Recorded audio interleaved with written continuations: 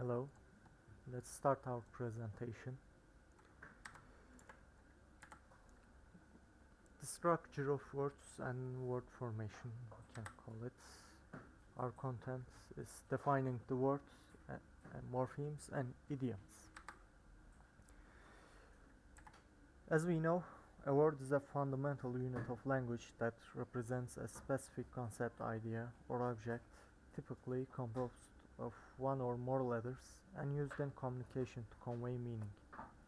There are some boundaries of words. Uh, we call this as a wordhood, as we see, which is the quality of being a word. Wordhood criteria can be explained in 6 different necessities. These are phonological, semantic, morphological, syntactic, grammatical, and orthographic. As we come to the phonological, this criterion pertains to the spoken or pronounced form of a word.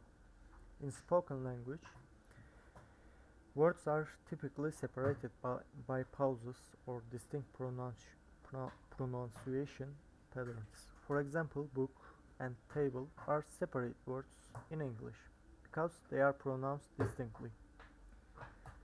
As we come to the semantic, a word should represent a single distinct concept or meaning. It should not be a combination of multiple unrelated meanings. For example, house and apple each represent a single concept, making them individual words. Let me check if this recording my sound. Yes.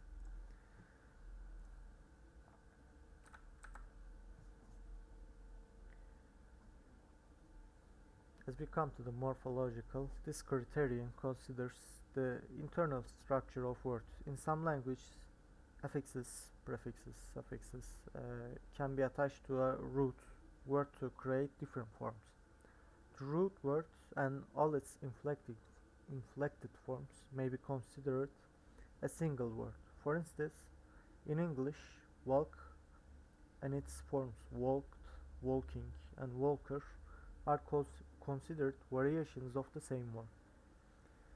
Syntactic, a word should function as a single unit in the syntax of a sentence. It should be able to be moved or replaced without disturbing the grammatically of the sentence. As we come to the grammatical, words fall into particle clauses, you can say. Orthographic, this criterion focuses on the written form of a word. A word is often considered a unit, separated by spaces in written language. For example, in English, house and a car are considered words because they are written as separate units.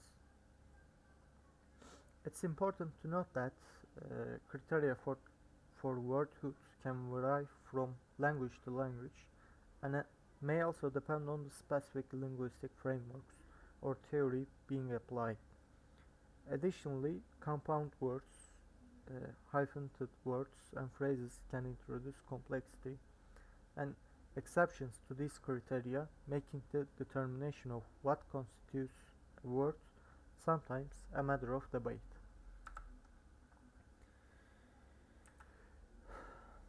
Another difficulty when treating the word is the term word itself, which may be used as lexemes, which is a basic unit of meaning.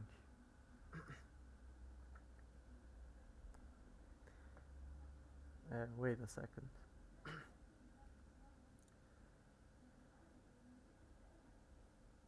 The same word from may in fact represent different lexemes. Homophones, these are homonyms that have the same pronunciation but different spellings and meanings. As homographs, a homograph is a specific type of homonym. Homographs are words that share the same spelling but may have different pronunciations, different meanings. An example of a homograph is lead, which can refer to the metal pronounced lead. Let's come to the morphemes. A morpheme is the smallest meaningful unit of a language. It can be a word on its own or a part of words such as prefix, root or suffix that carries meaning. Morphemes are the building blocks of words and are combined to create meaningful language elements. There are two types of morphemes, uh, grammatical morphemes and lexical morphemes. Lexical morphemes are morphemes that carry the primary meaning of a word. They typically represent the concrete objects, actions, or concepts. For example, in the word unhappiness, happy is a lexical morpheme because it carries the core meaning related to a state of being pleased. Grammatical morphemes are morphemes that serve a grammatical function in a sentence.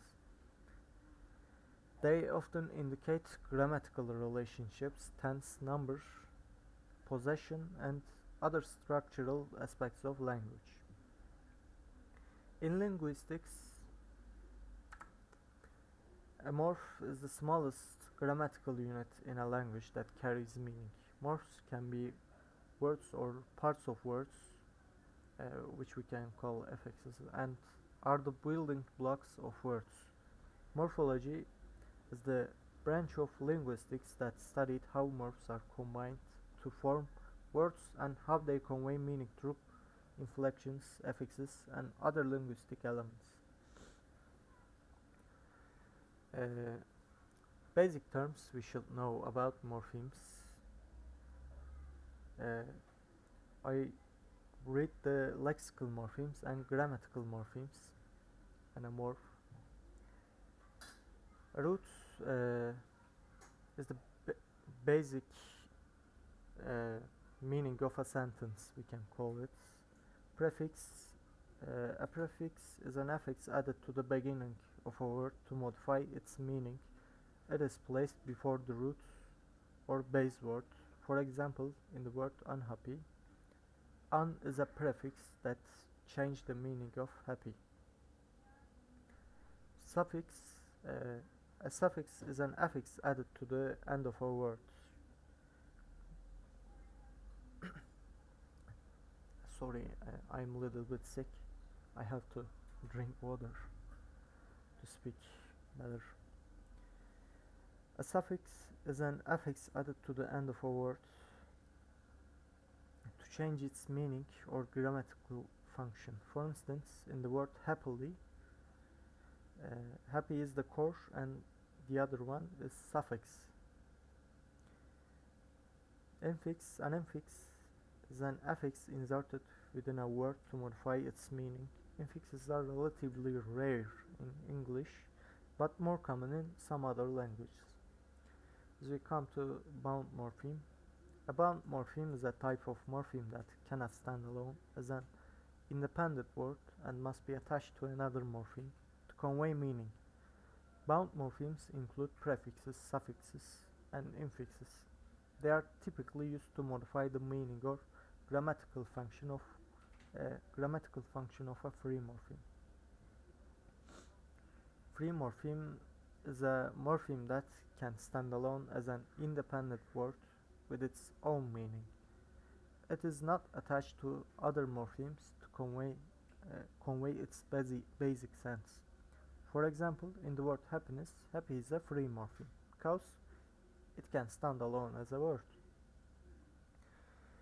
A derivational affix is a type of bound morpheme that is added to a base word to create a new word with a different meaning or grammatical category. Derivational affixes are used to derive new words or to change the lexical category of a word.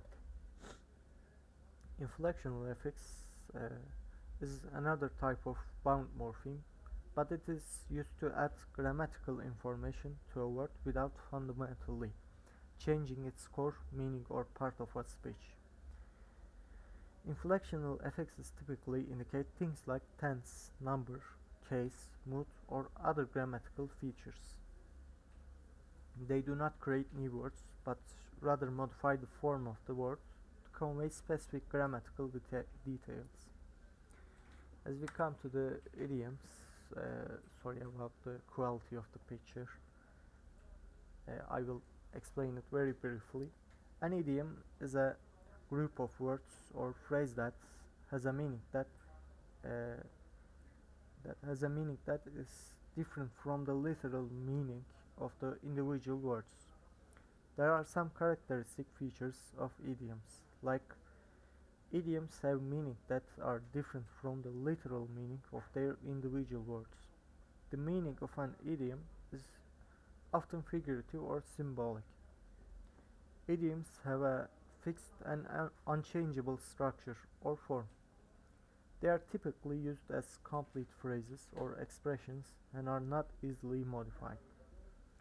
Idioms are commonly used in everyday language and can be found in both spoken and uh, written communication. Thank you for listening.